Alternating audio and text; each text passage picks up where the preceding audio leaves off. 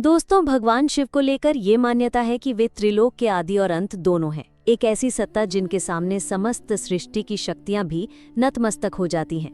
लेकिन क्या आपने कभी ये विचार किया है कि भगवान शिव की उत्पत्ति कैसे हुई थी? क्या उनका कोई माता पिता थे? उन्होंने ज्ञान कहाँ से पाया और किन किन को उन्होंने ज्ञान की दीक्षा दी?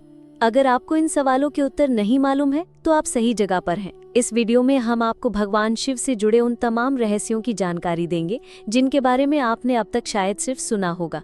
इसलिए अंत तक जुड़े रहिए और एक भी शब्द मिस मत कीजिए। शिव पुराण के अनुसार भगवान शिव को स्वयंभू कहा गया है। इसका अर्थ होता है जिनका जन्म किसी से नहीं हुआ, जो स्वयं ही प्रकट हुए।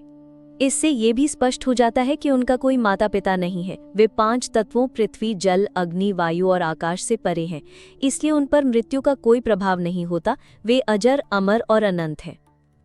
विष्णु पुराण में एक और दृष्टिकोण मिलता है। कहा गया है कि भगवान विष्णु के ललाट से निकले दिव्य तेज से भगवान शिव की उत्पत्ति हुई।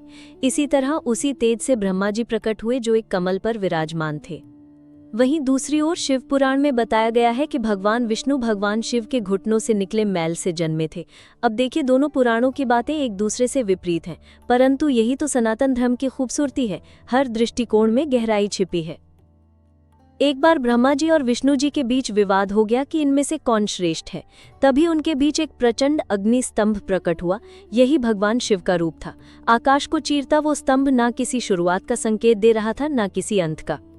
एक आवाज गूंजी, जो इस स्तंभ का आदि या अंत खोज लाएगा वही सबसे महान कहलाएगा।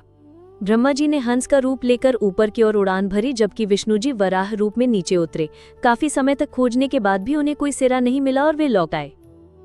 तभी भगवान शिव स्वयं प्रकट हुए और दोनों देवताओं ने स्वीकार किया कि यही सत्ता सबसे सर्वोच्च है। इसलिए उन्हें अनादि अनंत कहा गया। विष्णु पुराण में एक और कथा है। जब ब्रह्मांड जल में डूबा था और केवल विष्णु शेषनाग पर विश्राम कर रहे थे, उनकी नाभि से कमल पर ब्रह्मा जी प्रकट हुए। जब ब्रह्मा और विष्णु ब्रह्मांड की रचना को लेकर चर्चा कर रहे थे, तभी भगवान शिव प्रकट हुए। ब्रह्मा जी उन्हें पहचान नहीं सके, जिससे शिव क्रोधित हो गए। तब विष्णु जी ने ब्रह्मा को दिव्य दृष्टि दी, जिससे उन्हें शिव की स्मृति आई। ब्रह्मा जी ने क्षमा मांगी और शिव से उन्हें पुत्र रूप में जन्म लेने का वर मांगा। भगवान शिव ने ये आशीर्वाद दिया। ब्रह्मा जी की तपस्या के फल स्वरूप भगवान शिव एक बालक रूप में उनकी गोद में प्रकट हुए, रोते हुए। जब ब्रह्मा जी ने नाम पूछा तो बालक ने कहा, मेरा कोई नाम नहीं। तब ब्रह्मा जी ने उन्हें रुद्र कहा, अर्थात जो रोता है। शिव नहीं माने। तब ब्रह्मा ने उन्हें एक नहीं बल्कि 108 नाम दिए, जिनमें महादेव, भीम, उग्र, पशुपतिनाथ आदि शामिल हैं। श्रीमद् देवी भागवत में भगवान नारद जी ने ब्रह्मा जी से पूछा कि आप विष्णु और शिव, आप सबके माता पिता कौन हैं? ब्रह्मा जी ने बताया कि त्रिदेवों की उत्पत्ति आदि शक्ति देवी दुर्गा और सदाशिव के योग से हुई है। अर्थात है देवी दुर्गा इन तीनों की जननी और सदाशिव, जिनका स्वरूप भगवान शिव हैं, उनके पिता। इस दृष्टिकोण से भगवान शिव ही ब्रह्मा और विष्णु के पिता हैं और स्वयं दुर्गा के पति।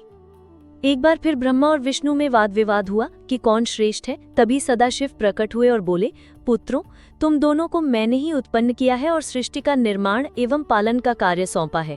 संहार का कार्य शंकर और रुद्र को दिया गया है। फिर सदाशिव ने बताया कि उनके 5 मुखों से अलग अलग ध्वनियां प्रकट हुई, आ, उ, म, बिंदु और नाद। इन्हें मिलाकर बना ओम, जो आज भगवान शिव का मूल बीज मंत्र माना जाता है। ये सुनकर ब्रह्मा और विष्णु ने उन्हें प्रणाम किया और स्वीकार किया कि शिव ही आदि और अनंत है। अब सवाल आता है, भगवान शिव ने शिक्षा कहाँ से प्राप्त की और उनके गुरु कौन थे? उत्तर है, वे स्वयं गुरु है। इस जगत में गुरु शिष्य परंपरा की शुरुआत उन्होंने ही की थी। जहां ब्रह्मा जी ने अपने मानस पुत्रों को ज्ञान दिया, वहीं शिव ने अपनी शिक्षाओं का संप्रेषण अपने 60 मुख्य शिष्यों को किया। इन्हीं शिष्यों में सप्तऋषि माने जाते हैं, जो आज भी ऋषि परंपरा में सर्वोच्च माने जाते हैं। तो दोस्तों, ये थे भगवान शिव से जुड़ी कुछ गूढ़, किंवदंती से भरी रोमांचक कथाएं। उनकी उत्पत्ति एक रहस्य है, उनका अंत असंभव है और उनकी कृपा ही इस सृष्टि का संचालन करती है। अगर आपको ये ज्ञानवर्धक और भक्तिपूर्ण वीडियो पसंद आया हो तो इसे लाइक करें, चैनल को सब्सक्राइब करना ना भूलें और नीचे कॉमेंट में लिखें, ओम नमः शिवाय। हर हर महादेव।